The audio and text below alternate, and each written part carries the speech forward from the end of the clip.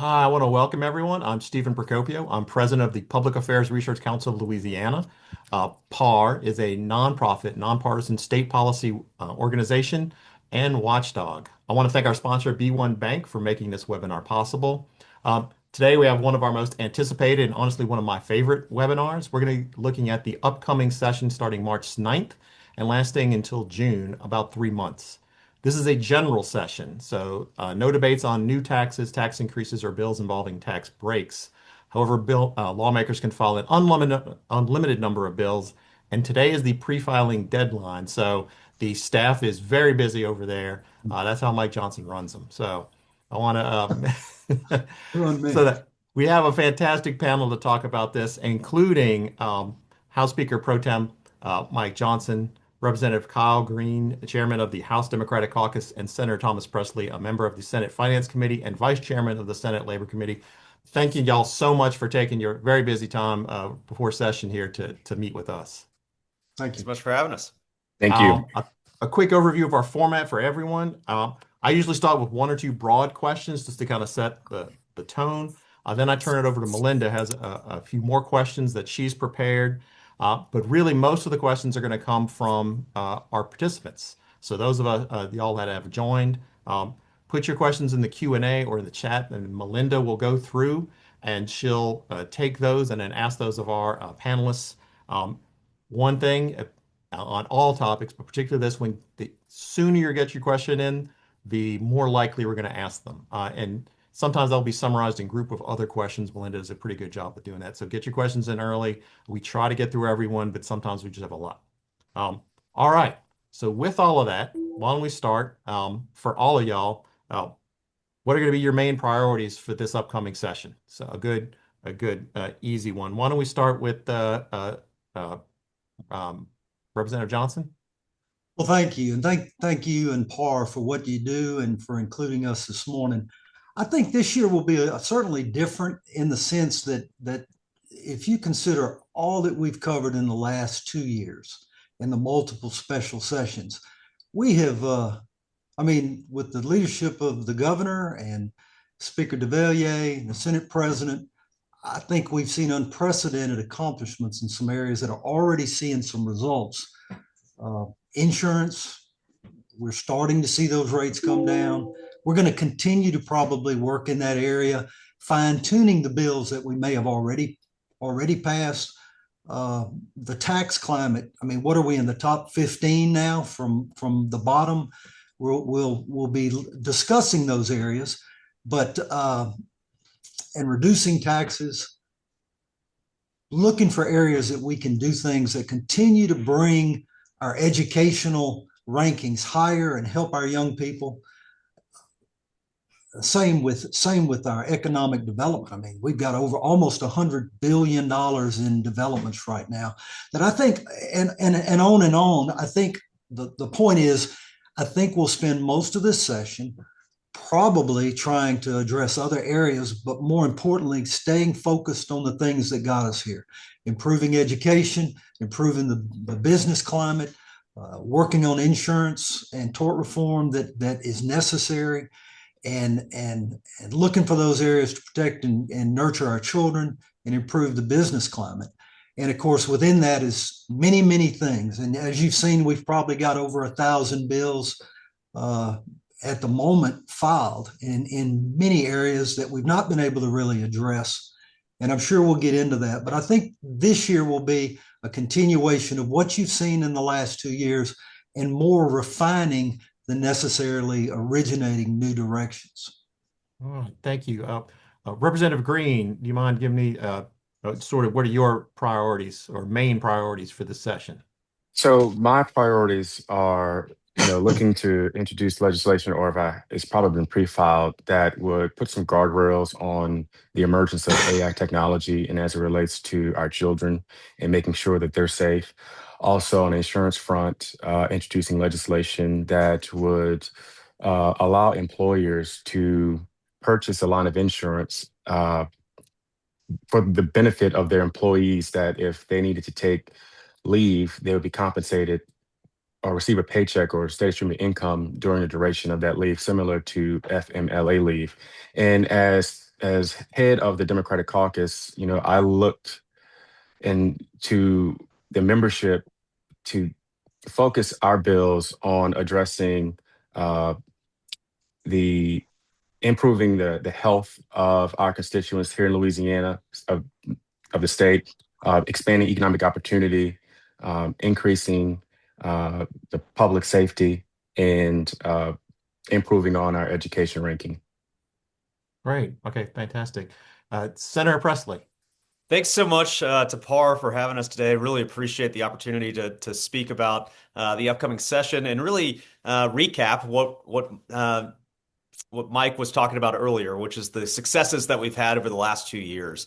I think when you look at Louisiana and the foundation that we've built, certainly in the last 6 years since I've been in the legislature, and really in the last two, it's been catapulted forward. But we look at different categories, right? Different buckets. And for me, you start with the tax bucket. When we look at what we've done on the tax side, with lowering the personal income tax while raising the standard deduction from 6% to 3% with a flat tax on the personal income tax side. I think that's a huge success and shows Louisiana's promise to try to move forward with a 0% income tax. We've lowered our corporate rate from 7.5%, which was the highest in the South, to 5.5%, which is a Southern average. We've gotten rid of the franchise tax. And I think we'll continue to work on that front in the years ahead. Obviously, not this year since it's not a tax session. When you look at education, when I came into the legislature, we were at 49th in education. Today, we're 31st because of the incredible willingness of the legislature to put money towards early childhood education, to make sure our kids are kindergarten ready. I think that's vitally important, not only for the workforce of today, but the workforce of the future.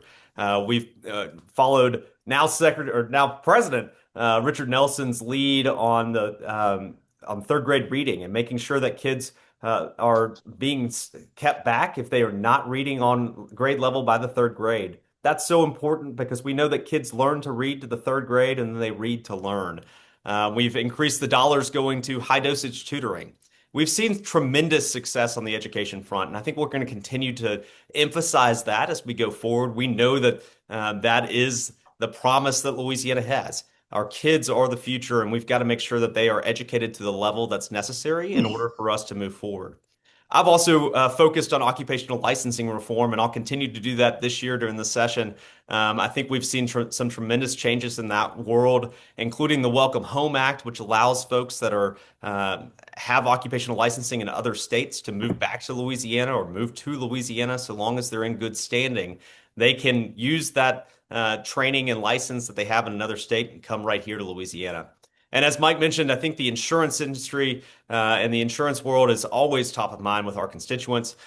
We certainly have made tremendous strides on the tort side, on the property side. I think medical malpractice, there was a big bill that was dropped yesterday. Certainly there's a conversation going on that. I'm very hopeful that the bill that was dropped does not move forward, but we'll see as the conversation continues. But as we look at the year ahead, the session ahead, I think those buckets, building on that foundation for the success of Louisiana, is where we're going to stay focused.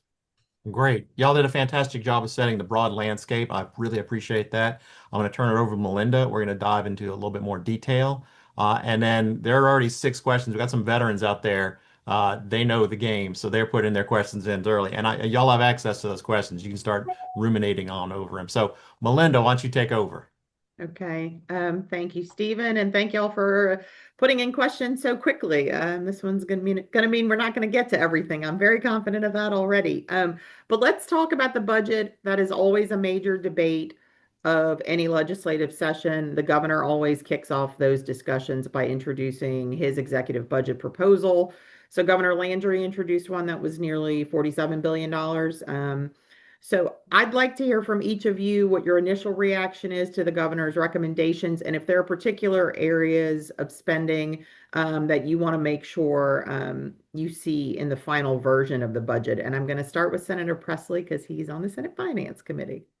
Thank you, Melinda. I appreciate that question. Obviously, the budget is vitally important to the future of Louisiana. It highlights the priorities for where we are, where we want to go. I think the governor's framework is spot on, but I also think that we've got to make sure that we're funding important issues like our medical school here in Northwest Louisiana. I've been an advocate for the research and research development, both at both medical schools, both in New Orleans and in Shreveport. And I think we've got tremendous opportunity here in Northwest Louisiana to really grow and capture the opportunities from the private sector, from really building on the research that we have. There's a big project at the former St. Vincent's Mall that we're working on and ensuring that we've got the funding necessary to move that forward.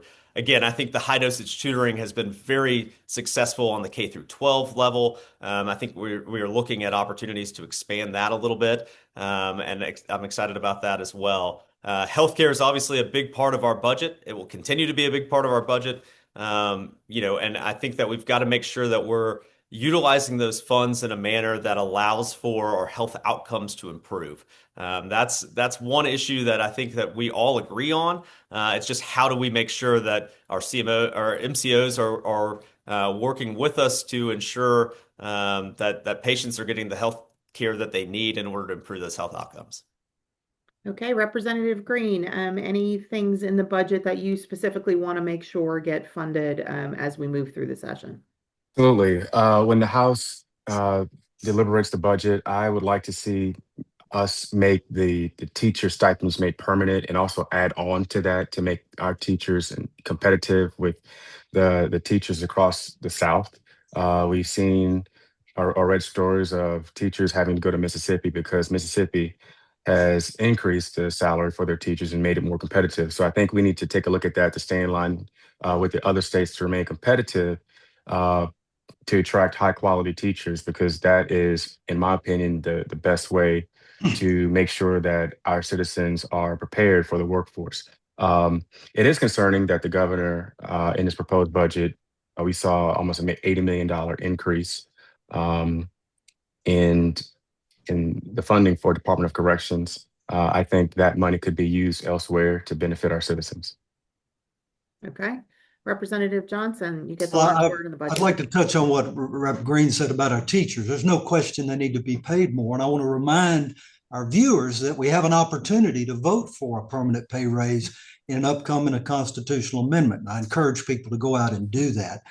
And we want to continue to make sure our teachers are paid correctly. I guess as far as the budget goes, I think the most important thing is that we are staying the course, which is not growing government, basically a standstill budget again, not have any cuts in necessary services as we've done thus far. And I think the continuation of trying to make our government more efficient. We found $1 billion in savings last year. I think the governor is committed to continue to do that and begin to address those backlogs of things on DOTD infrastructure that I think is so important. And Representative Green made a good point that there are additional monies being put towards corrections, but I think that is the governor's recognition of the fact that to adequately staff the facilities and to do the best job we can in those facilities, rather than trying to address additional expenses for those guards and for the staff, he's trying to put that into the front end of the budget. And I think that's an appropriate way to do it. It's like we would do it at home. If you know what your expenses are, you don't want to run them up and then try to figure out how to pay for them. But I think overall, the budget is one that continues a conservative outlook on how to budget and spend in the state. There's always rooms for improvement, and certainly we'll discuss this budget very, very closely. And I'm confident that we'll have an opportunity to discuss and debate those areas. But overall, I think it's a continuation of what we've seen done successfully for the last 2 years. And I look forward to that debate and discussion. Certainly there are needs all over the state. And Central Louisiana is one that needs much improvement on our roads, but under the last 2 budgets, we've seen some improvements on infrastructure. Want to protect those areas. Obviously, healthcare, obviously, education. There's always a need for more funds for education, and certainly the budget does address that. But I think overall, stay the course, conservative budget, and very little growth in our government based upon what these numbers show. Thank you for that. And I'll say the amendment that Representative Johnson was talking about is Constitutional Amendment number 3. We have a question about that. I'll note PAR will have a comprehensive guide coming out at some point about these amendments, probably April. We do have a question that somebody's asking if the constitutional amendment passes that liquidates those education trust funds and uses it to pay down retirement so that the pay raise for teachers is funded. There are all these educational expenses that get money from these trust funds. Do you see the legislature backfilling the funds for school districts that get money from these trust funds? Senator Presley, you want to take that one? So I think, we're trying to look at the budget differently. We're trying to say, we don't want the debt. We want the locals to be able to use their funds rather than paying down the debt to spend it how they need to for future needs. I don't foresee the legislature going back and filling in these funds to the level that they are right now. Certainly, I think we're trying to look at government differently and making sure that we are paying down debt, not only on the teacher retirement fund, but on the other retirement funds as well, so that Louisiana's future can look brighter than it has in the past. I think what the viewer was asking though is there are certain education expenses in the K through 12 system that get money through these trust funds. So if the trust funds go away, are y'all still going to fund those K through 12 expenses like the instructional materials and early childhood that gets funded with the interest earnings from those trust funds? I don't think there's any question that there's necessary expenditures that through the budget process will address those areas. I think Senator Presley made a good point, though. The whole concept of being able to fund this pay raise is something that how did we not realize this before now? We're paying down debt. I mean, the first rule of a household is you want to pay down as much debt as you can, and we're doing that without additional taxes. And to be able to give a pay raise in that manner is just a no-brainer that for whatever reason we didn't think of before now. I know that this governor is committed, and under the leadership of Dr. Cade Brumley, are committed to doing everything necessary to make sure our children are equipped and educated as good as anywhere in the country. And so each one of these funds that you're discussing, I don't have a list of them in front of me, they're going to stand or fall based upon the merit and need operating under the auspices that we want. That's first and foremost, I think, in all of our minds are our children. And I mean, my colleagues here are parents. I'm a parent and a grandparent, and I can't think of anything more important. So we're not going to shortchange anything that needs to be funded for the benefit of our children and for their education. Representative Green, we have a question for you. Since you mentioned AI regulation, we have someone asking that several bills on that topic have been introduced. What are your thoughts on whether that industry should be regulated, and if so, how? With respect to our children, absolutely. Like Mike alluded to, we're all parents. Thomas and I have small children. I have 4 under the age of 12, and they all have tablets, and they all use uh, apps that utilize AI technology. And it it scared me when I started learning of reports of children who harm themselves as a result of their usage of these chatbots that would tell them to inflict great bodily harm to themselves. And in some cases, some children have committed suicide as a result of that. So, absolutely, I think we have a moral obligation to protect those that are least vulnerable, particularly our children. And what my bill does is it just creates the foundation or framework as to which these app developers and these companies who uh, put out these apps for the use of our children, or for our children to use, uh, puts guardrails. And there's some accountability that the AG can uh, institute investigation. It allows a parent to bring a cause of action under Article 2315, um, and provides for a jury to award exemplary damages.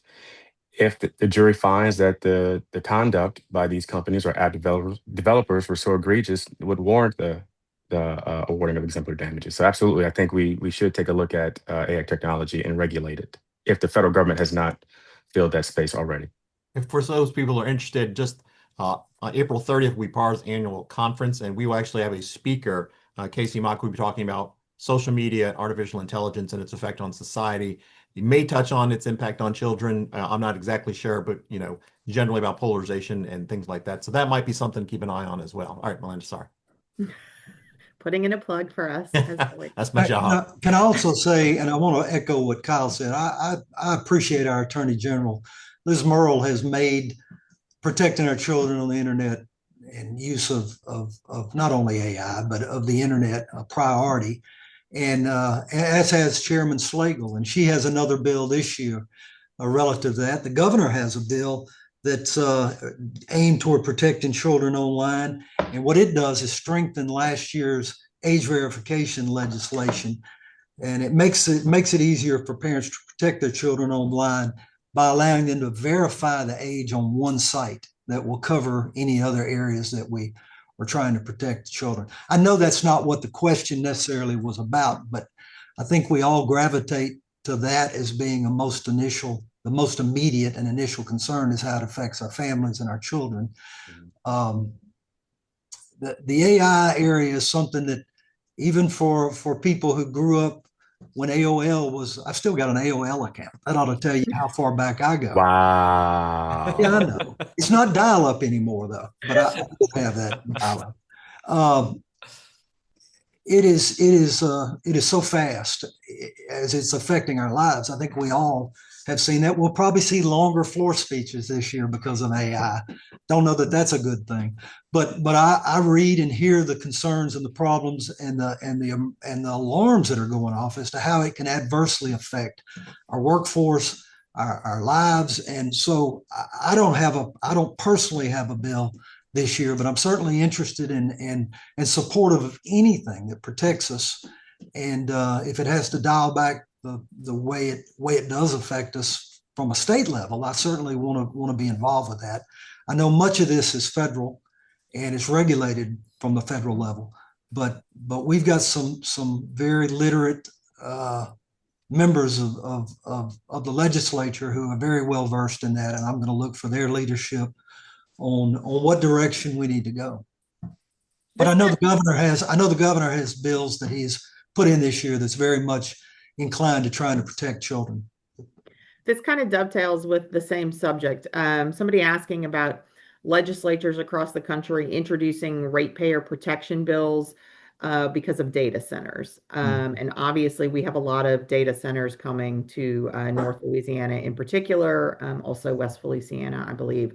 And this viewer is asking if there will be any efforts in Louisiana to introduce similar legislation to ensure that there's some sort of ratepayer protection so that the data center energy use does not impact ratepayer bills. Does anybody want to tackle I'm that? happy to take that. So obviously the Public Service Commission is who governs our rates in Louisiana. It's its own elected body that's created through the Constitution. They would be the ones to look at that. But I will say on Monday when we had the $12 billion announcement with 560 jobs of new data centers in Caddo and Bossier, the announcement included the fact that they are paying the Stack and Amazon are paying fully for the new infrastructure needs and all of the additional dollars that are necessary for the increase in technology for the power plants that will be used to generate the necessary power for those new data centers up here. That's the case in all of the other data centers that I'm aware of in Louisiana as well. And I think that it's very important that we ensure that our rates are not going to be increased because of the data centers. But I think as you look around the country, the data centers are not the only reason that power is being more expensive and becoming more expensive. And I think we've got to look at new technology. Last year, we introduced a bill looking at small reaction nuclear options for power generation as well. And that's something that I think is really the future, and Louisiana can lead on that front as well.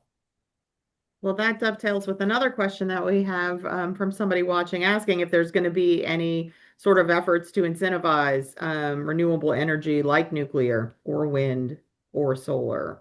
You want to, anybody Well, want to tackle that? I want to first go back to the last question. I think the president addressed in his State of the Union some concern and some intent that he did not want any of these data centers to expect local areas to have to foot the bill for the electricity. And I certainly join that.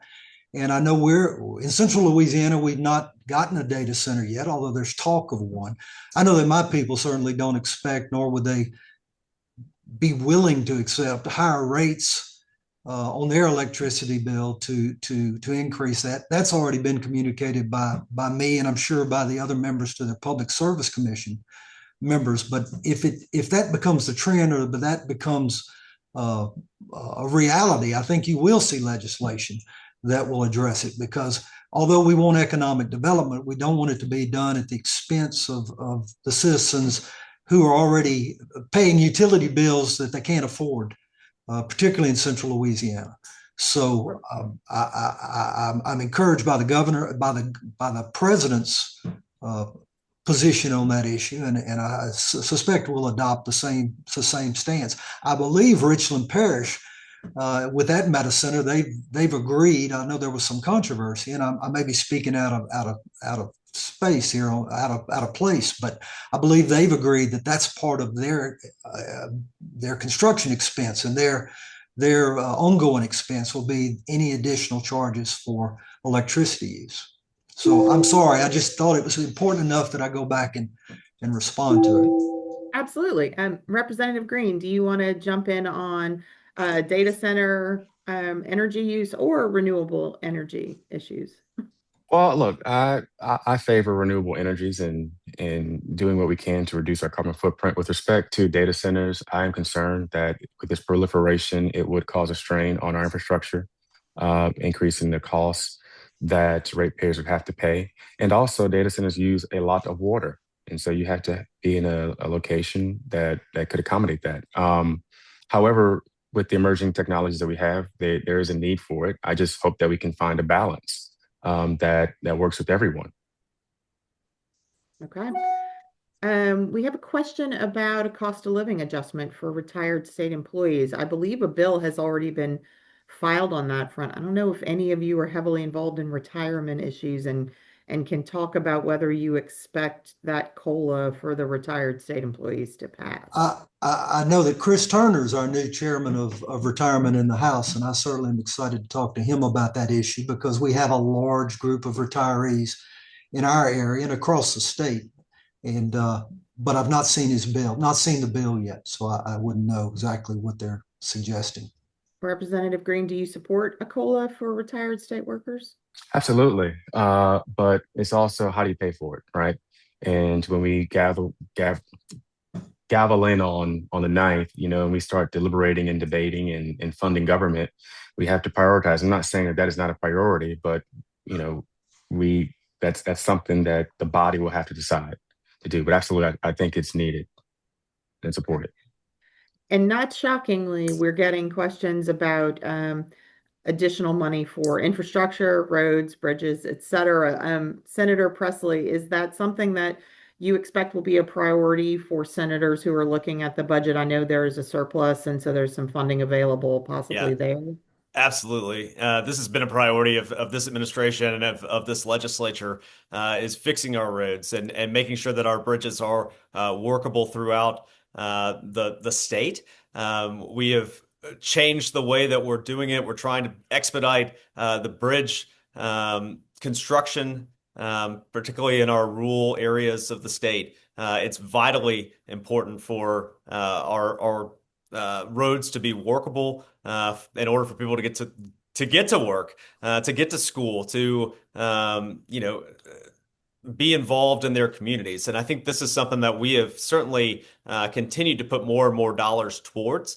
and changing the methodology that we use in Louisiana to build out our highways. I think that the Secretary Ledet of DOTD has done a good job of prioritizing different roads and making sure that we're using those funds as efficiently as we possibly can to get new roads built.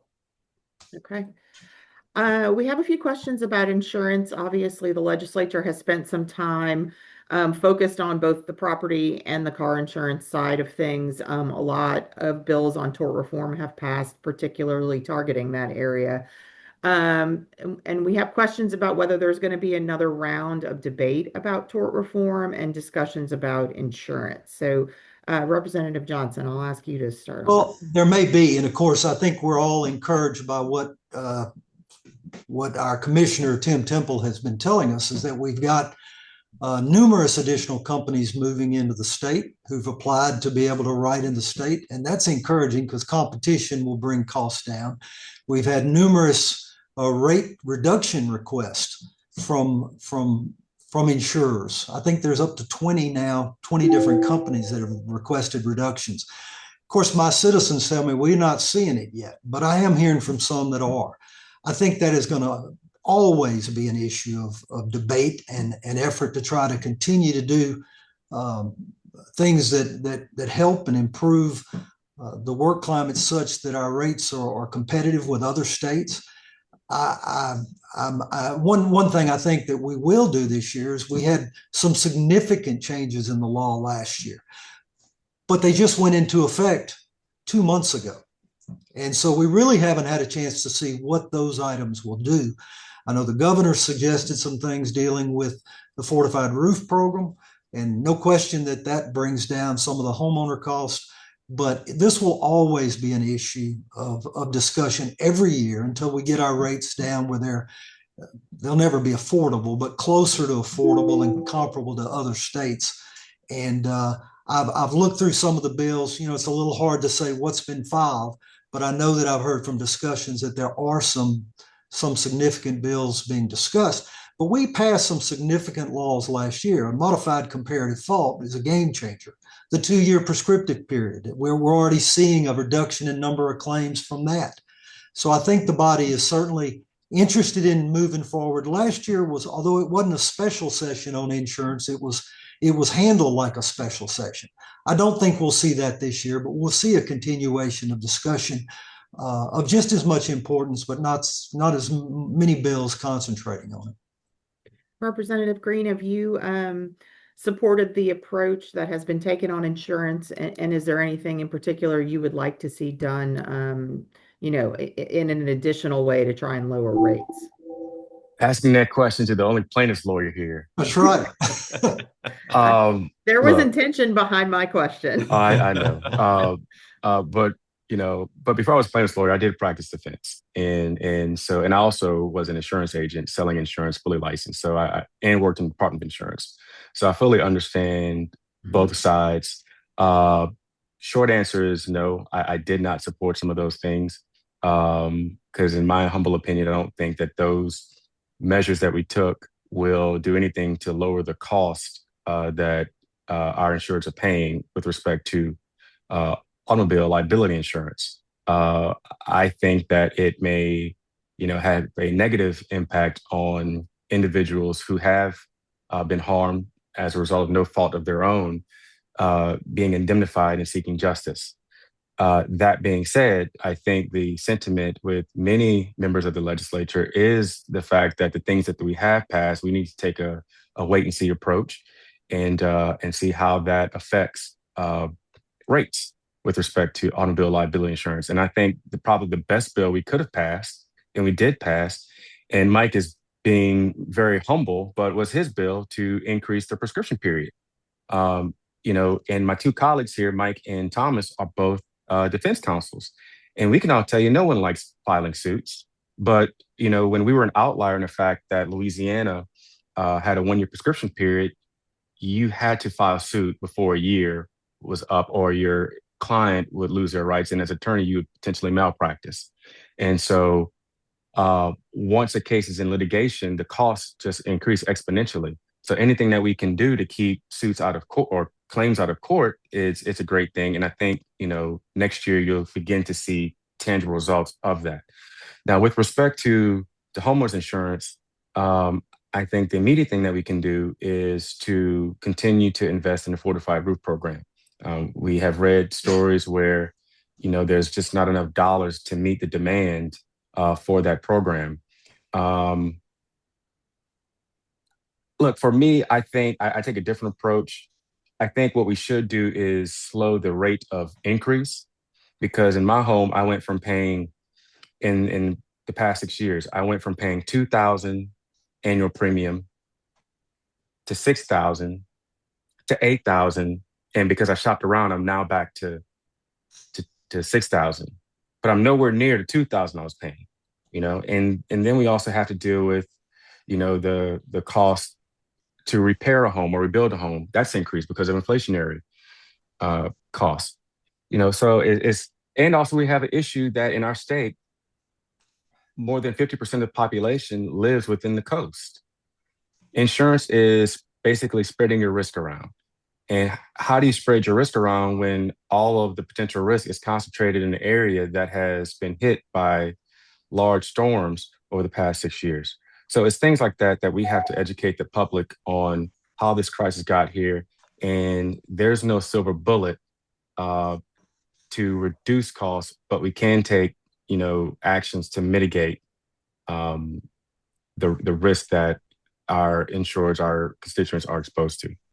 If I could jump in just for a second, because I know the governor has expressed some interest in maybe having LWCC, the Workers' Comp Corporation, maybe foot some of the bill for fortified roofs. I don't know if y'all have had time to digest that, but what's your sort of initial reaction to maybe having that corporation being asked to kick in some money for, I think, what we mostly all think is a good program? Y'all don't want to answer at I've once. not fully had a chance to digest it. Yeah. It is a little it's a unique idea. I mean, it's pulling funds from ratepayers on the workman's comp side. Um, and we need to look into that further. But I know that's being discussed. What I'm most encouraged by is that the governor is looking for means of which to promote that program. And whether that's the solution or not, I'm just encouraged by the fact that he recognizes and knows that that's going to make a difference, not only for the ratepayers, but for the citizens that live in those areas, even up into central Louisiana. And so, having not had a chance to fully digest it, I'm sure it'll be a topic of conversation during the next, what are we here? What are we here? Like another 10 months, 3 months till June.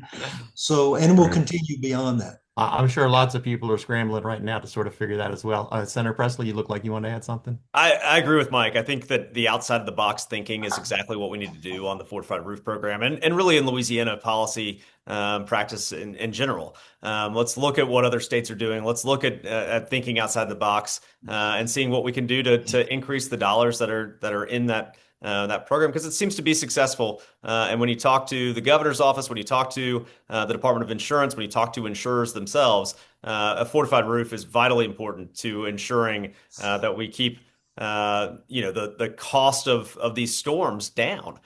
So anything that we can do on that front makes a lot of sense. And LWCC has a massive fund currently and balance in their funds. So I think certainly looking at different options makes a lot of sense in my eyes. Representative Green. Ditto to what those guys said. I think it's courageous. All right. I Look, just wanted to yeah, jump on that. We were talking about the subject. Thanks, Melinda. yeah. The deer in the headlights look was a bit fun. Um, What? We just let Mike answer first. That's generally the easier way to do it. And they just clean up afterwards. That comes with the pro tem. I've been trying to figure out what comes with it. That's what comes with it. Ice so cream, we Mike. we have some very close watchers of the pre-filed bills, apparently, based on the fact that several questions are referencing specific bill numbers and things that are filed. But Senator Presley, one of them is specific to you about, I believe it's SB 185. It involves saying that non-disclosure agreements that involve victims of child sex abuse are unenforceable. Can you talk a little bit more about that piece of legislation and where it stems from, what happened to prompt that bill? Yeah, absolutely. I was reached out to by a constituent who was made aware of Trey's law. It's passed in 5 states now. Senator Cruz from Texas is planning on introducing similar legislation on the federal front. But the idea is that we are not going to silence victims anymore when it comes to child sexual assault cases. And this non-disclosure is solely intended to, silence victims of traumatic experiences. I think that's wrong. I think my colleagues will agree with me during this session, and I'm proud to carry this piece of legislation. Yeah, and I have a bill also that sort of supports that, and it protects victims from any disclosure of any of their information. Domestic violence, child trafficking, child abuse, those victims will be protected from any disclosure that would further harm them in any subsequent events or subsequent things that happen. So Thomas and I have had several bills involving protection from sexual abuse, sexual trafficking, and things of that nature. So I'm glad he's bringing that bill. Okay, Representative Green, a question for you. You have filed one of at least 2 bills I've seen pre-filed so far that involve holding a constitutional convention. Can you talk about why you're revisiting that topic? Obviously, there was a push in 2024 that failed in the Senate and that kind of stalled there. So do you think there's new momentum for that conversation? Well, if there's not, I'd like to start it. I know Dixon McMakin, my colleague in the House, has filed a bill to call for a constitutional convention. I think the issue that I had with the proposal in 2024 was that I disagreed with the fact that the legislature could put guardrails on a convention as the wording in our Constitution currently exists.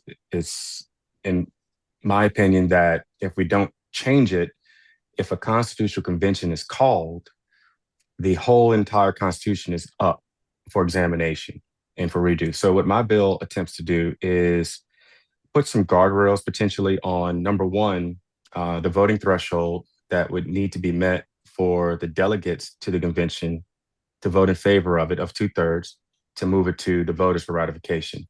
Secondly, it calls for how the delegates are elected. In my proposal, they would be elected from single member House districts and single member senatorial districts. So you'd have a total of 144 delegates to the Constitution that would need 2/3 majority to pass to the voters for ratification.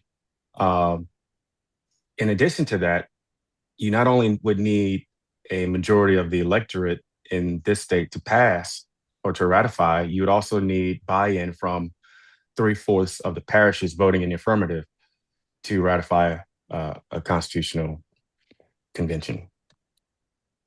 Senator Presley, since your chamber was the one that stopped it last time, do you see any momentum or interest from yourself or your colleagues to move forward with the Constitutional Convention?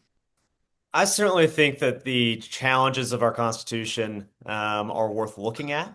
Prior to being in the legislature, I was one of the people that voted no on every constitutional amendment because I thought our Constitution needed to be rewritten. I've since learned that a lot of the constitutional amendments that we put in place are there to try to fix the Constitution without having a full constitutional convention. I think the challenge in Louisiana is we have the youngest constitution in the country, made in 1973. So when you look at what ways to go about doing this, there's not really a framework that we can look at to say this is the right way of going about it. I think there's some things in the Constitution that need to be addressed. We certainly are trying to do that, and there's another large group of amendments that are on the ballot in May to look at those issues. But my hope is that the public and our constituents will continue to do their research, to read the PAR analysis of these amendments, and really do their homework before they go to the ballot box to find out, whether to vote yay or nay on the amendment. or proposed amendment. As far as the Constitutional Convention, I have not had this conversation with my colleagues on where we are at the moment on that front. I think part of the challenge in 24 was the way in which it was proposed to be very, very short as far as the work load going into it. And I think that was very concerning. This is a big document. And as I mentioned, Louisiana has the youngest constitution on the state level in the country. And so that's something that certainly is on my eyes as we look at how to address the challenges facing Louisiana. So we have a question about early childhood education. In terms of whether there is going to be expanded access or efforts to provide expanded access to childcare, particularly for working parents. I know a lot of businesses have said part of the problem with getting people into the workforce is that moms have difficulty accessing or affording childcare. So do any of you see an effort to try and address that and spend additional funds or provide incentives to help businesses provide more childcare to parents? Well, I certainly support early childhood education, and we've proven that it is of utmost importance and life-changing for both the children and the families, the working families or those going to school. And in Rapides Parish, we have one of the most vibrant proofs of how early childhood education can change. So my first and foremost goal would be to preserve and protect the funding we already have. But there's certainly a need for additional funding for true educational and incentives for businesses to support. And like I say, in Central Louisiana, we're doing that. We're raising more funds from private and business investors than we are taking from the state. And I would like to see that model moved around the state, and certainly more funding would be beneficial. But as far as the need and the benefit, there's no question in my mind. I'm way past the question of whether it's beneficial and worth the investment. I think it is probably one of the best investments we make currently in Louisiana. And so I would be supportive of it. I haven't seen anything that would indicate an increase, but I just want to make sure we preserve what we have, because so much of ours, at least in Central Louisiana, comes from private businesses that are matched by state funds. I can think agree Mike more.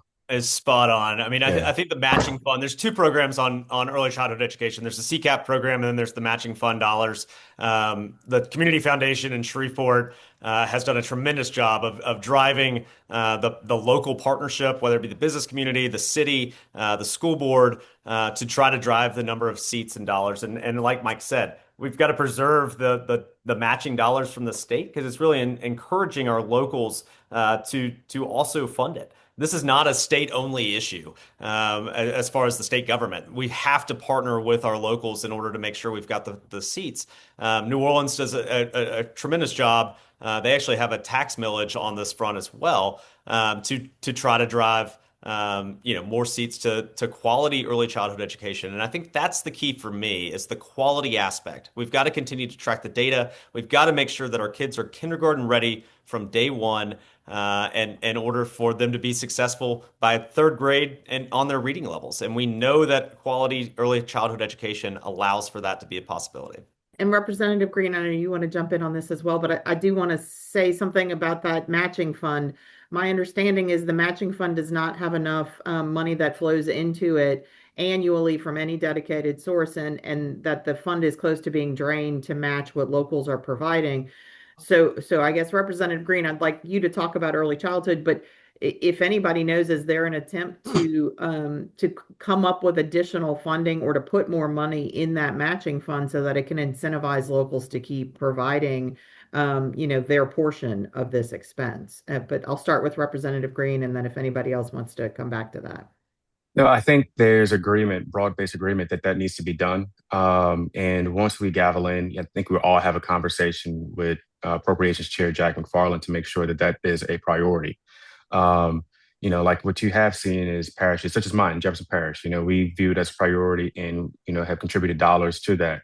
And I think parishes across the state that are more affluent should do it. But my concern is the parishes who are not as affluent, and make sure that the children and the parents in those less affluent areas of our state also have that access. Because I couldn't agree more with what Mike and Thomas said.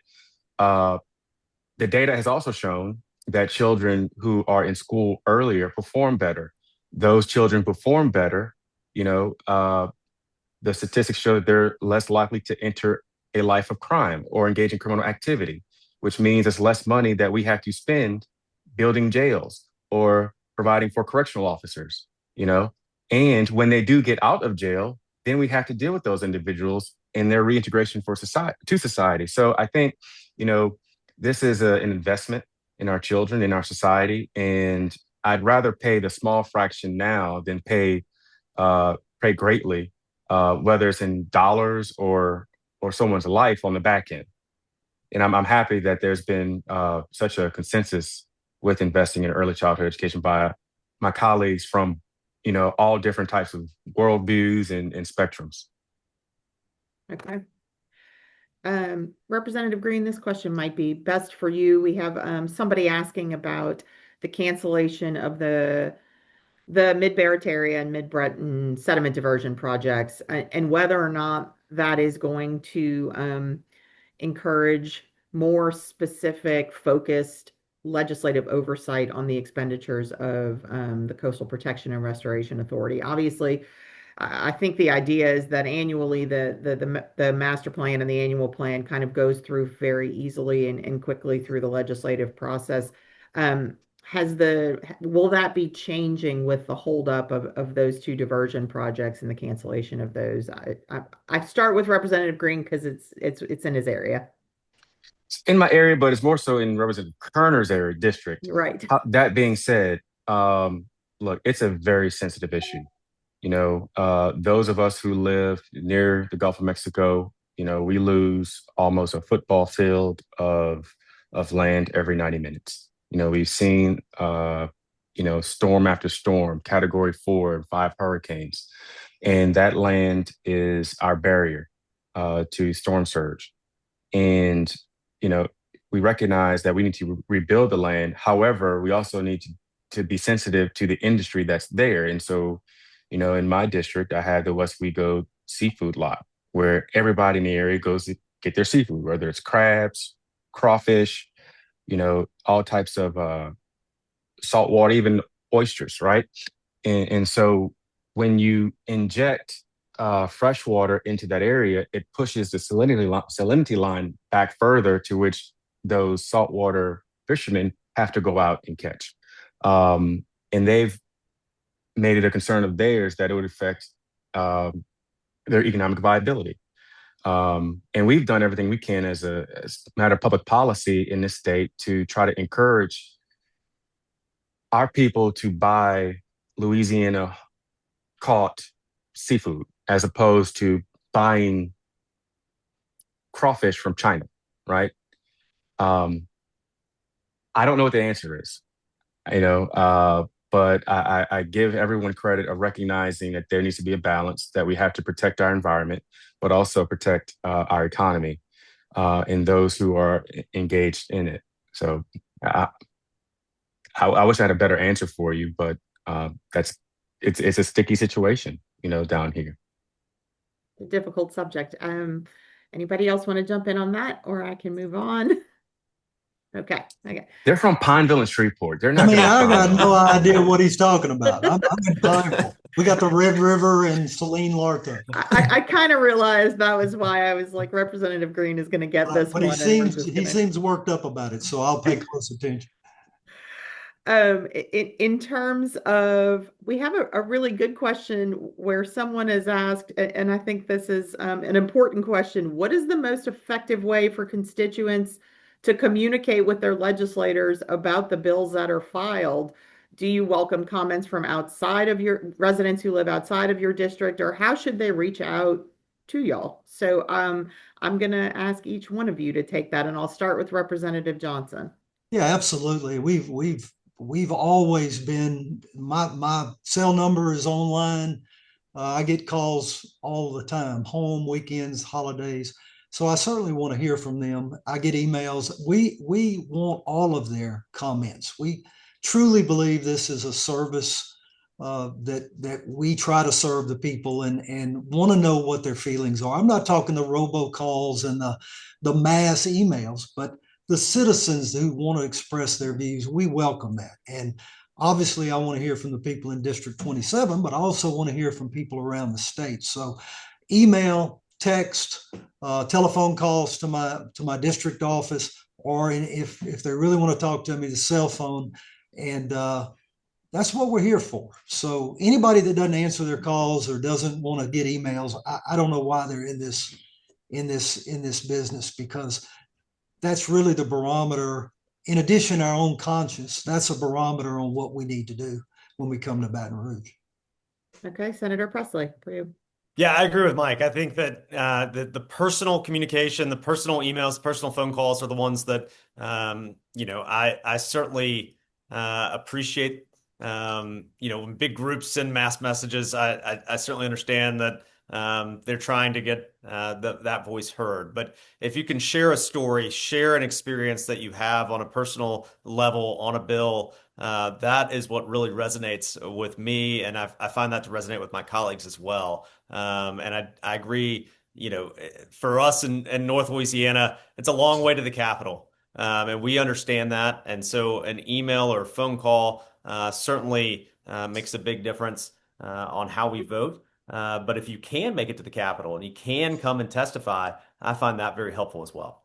Yeah, but please, if you want me to stop the war in Ukraine or keep the war from happening in Iran, don't email me 10,000 times. That's the other Mike Johnson. And I get all of This is time your bill, emails. Mike. I'm the original. It's OG. starting to look like mine, but it's not. But I get a lot of those emails, so I can only imagine, and calls and walk-ins. But I'm doing the best I can right here in Louisiana. Representative Green.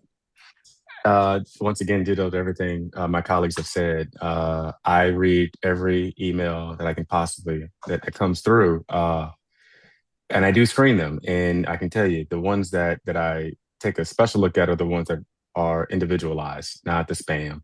The best way also is to call my office. I try to return every person's phone call and have a conversation with them. It would also help that if you did want to speak with us, and we're not available at that moment, that you leave a message with the particular bill that you wanted to discuss, so that we could read the bill and be versed on the subject matter to have a educated conversation with the individual first. Coming to the Capitol is always great. 99.9% of my colleagues are in office for the right reason, because they want to make Louisiana better, right? That is the ultimate goal. There's However, a colleague there with a question for you right at your door there, Cop. I'm sorry? I said there's a colleague coming to your door right now wanting to give you an opinion. Right. I just saw somebody like dropping a package off at my door. Geez, it scared the bejesus out of me.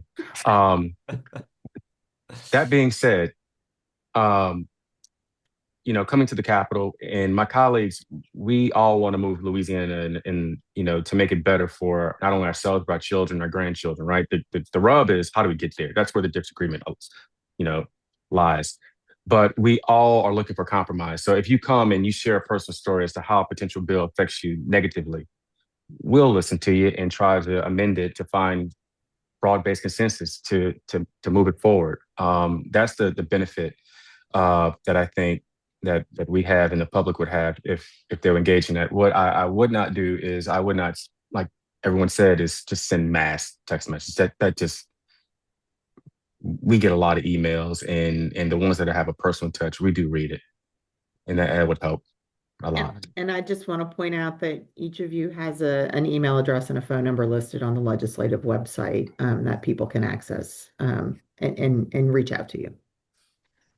All right, I think that was a great question to end on. I know we did not get to a lot of the questions, and a lot of them were very specific. We tried to get the ones that really hit as many people as possible. I want to thank our panel. Y'all were fantastic. Y'all are a great model of civic behavior. People have different opinions, but still get together and discuss them in a very collegial way. And I think that's a great model for everyone out there. Thank y'all so much. Thank you. Thank you for the opportunity. Thank you for the work you do. This it was broadcast live now, but it'll also be on our YouTube for those of you that want to share it or view it later. As a preview for the next two, I want to point out that our March webinar will be on the new closed primary system. We're going to try and inform as many citizens as possible about that too, because there will probably be some hiccups in that rollout. And we're trying to make that as smooth as can and inform people. And then in April's topic will be a review of the constitutional amendments that actually came up a little bit today. And that is probably, in addition to this one, the other most anticipated topic throughout the year. So I know a lot of people want to get that on their calendar. Thank y'all again, everyone, to all our panelists and all our participants out there. Really appreciate it. Y'all have a great weekend. Thank you. Thanks. Thank you.